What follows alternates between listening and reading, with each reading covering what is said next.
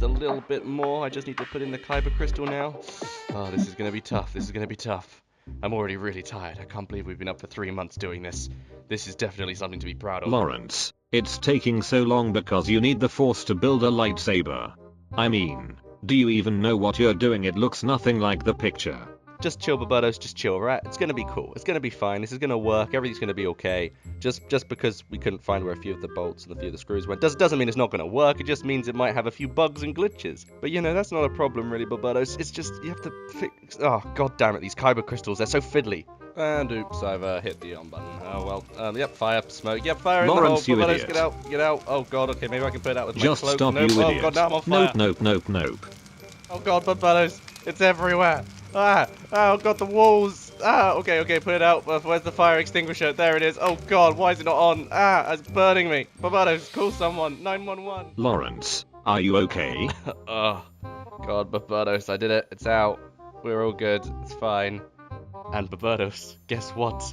My lightsaber actually works. I can finally be the Darth Mouse I always wanted to be. And by Darth Mouse, of course, I'm referring to Mickey Mouse. Blah, blah. Don't you get it? I could be the Star Wars equivalent of Mr. Mouse.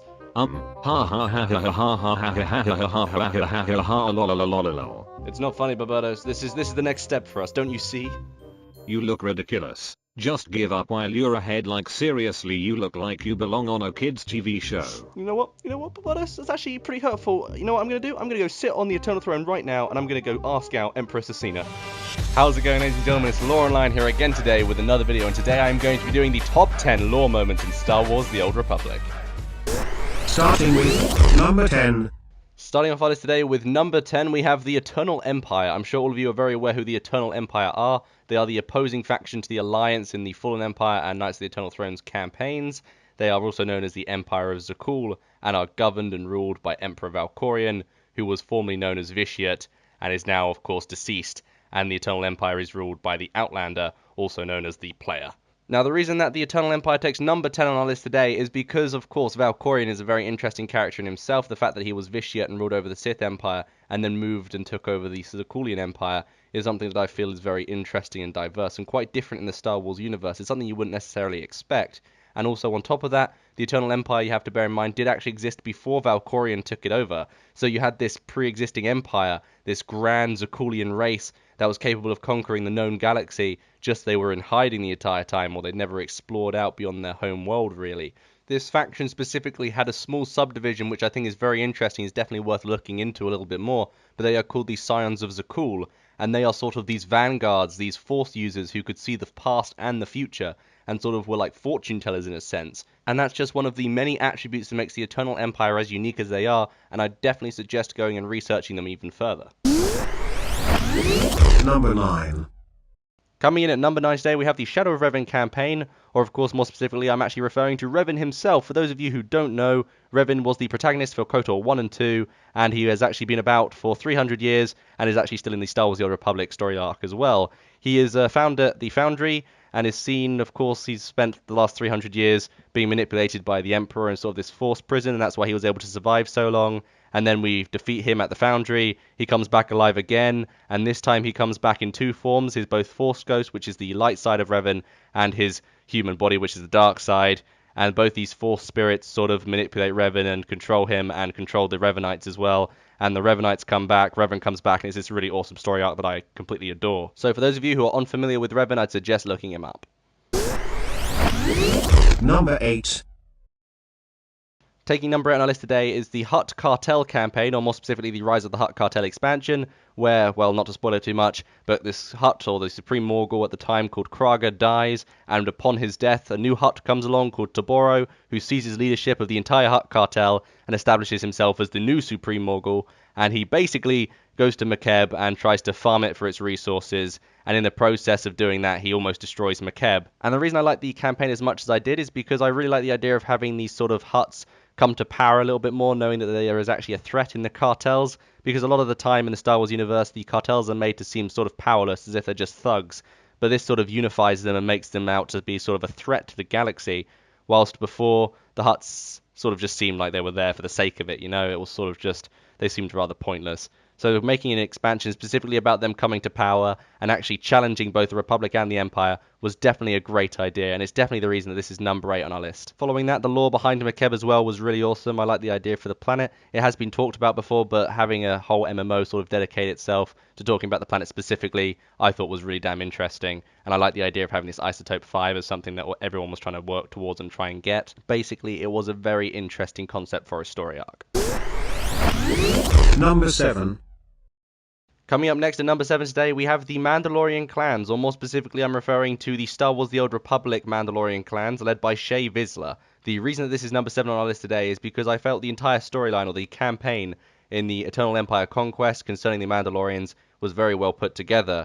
I've always thought that the Mandalorian Clans were a huge part of Star Wars, and of course date back to Episode 4 with Jango and Boba Fett, and I've always thought that this was definitely the direction that the Old Republic should sort of focus in more on, because of course, as you guys know, the Mandalorians are a fan favorite, and Star Wars The Old Republic should definitely tap into that as much as they can. In addition to all of that, there was a time before Shae Vizsla, before the entire Eternal Empire conflict, when there was a Mandalore called Mandalore the Vindicated. If you do the Bounty Hunter campaign in the original Star Wars The Old Republic game, you spend a lot of time one-to-one with him, and it definitely builds up your relationship with the Mandalorian culture. You do a lot of quests, like going to Dromund Kaas and meeting other Mandalorians. There are a lot of heroics in the game that are Mandalorian-based, and you can pick up a lot on their culture, and it's definitely why I feel they've earned number 7 on this list.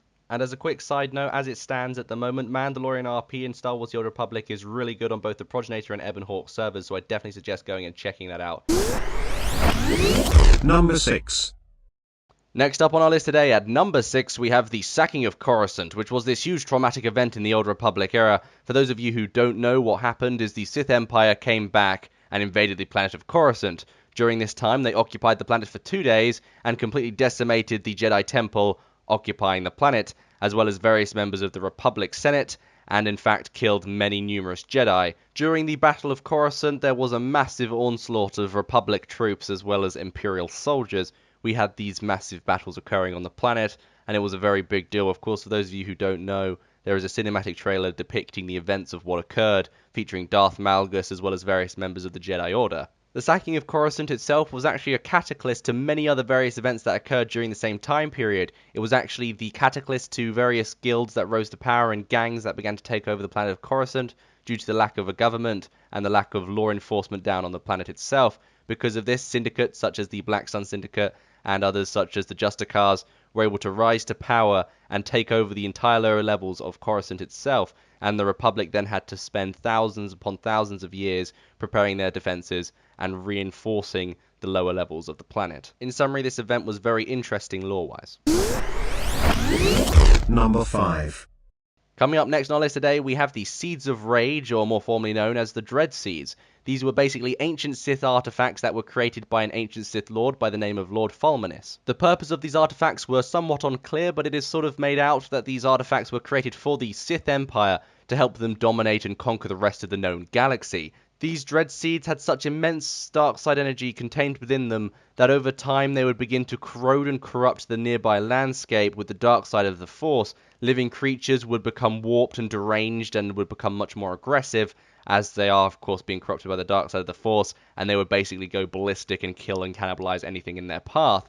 Humans, on the other hand, would become warped and deranged and would go almost insane by the influence of the Seeds of Rage. In summary, the Seeds of Rage were considered to be weapons of mass destruction, similarly to warheads, and would not be used in any form of circumstance. Darth Asina of the Dark Council informs you as the player that the Seeds of Rage should not be touched, but there is controversy amongst the Dark Council, and some believe that these Seeds of Rage should be encouraged in warfare against the Republic.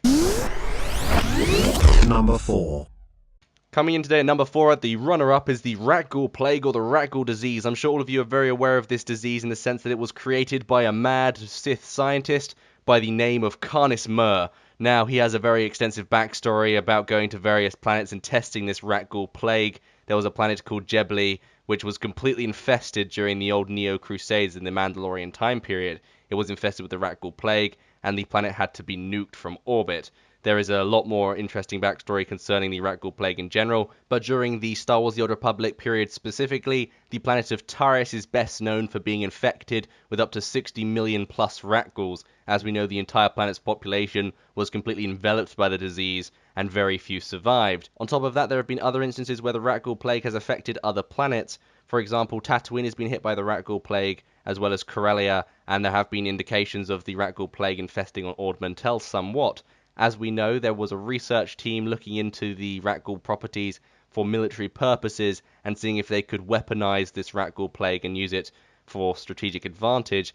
Overall, I feel that the Ghoul disease is a very unique aspect of the Star Wars The Old Republic era. I relate it very strongly to KOTOR 1, KOTOR 2, and of course the MMO, and if you compare it to the prequels or the original trilogy, there is no content that really relates much so to the Ghoul disease, and I feel because of its uniqueness, it has definitely earned a place on this list. Number 3.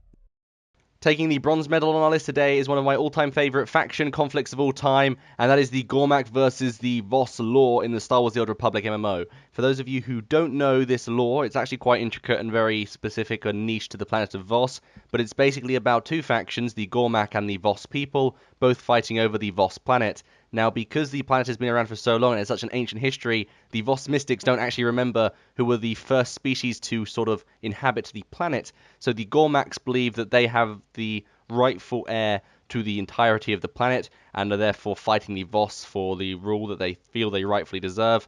And at the same time, the Voss are fighting the Gore Macs to keep their government in running and in power. So there is this ongoing conflict between the Gore Mac, who are these really tough, strong, beast-like creatures, and then the Voss, who are mystical, force-sensitive beings that are heavily influenced by both the light and dark side of the Force. Now, the reason that this is one of my favorite story arcs in the MMO is because it's a really good life lesson in a sense. You have this race war between the Gore Macs and the Voss, and in the end they sort of fuse together and unite, but I don't want to spoil it too much, and ultimately they fight the Eternal Empire together when they invade Voss. Ultimately, I like the moral story of the lore here. I feel it really fits in with the Star Wars universe in general. Number 2.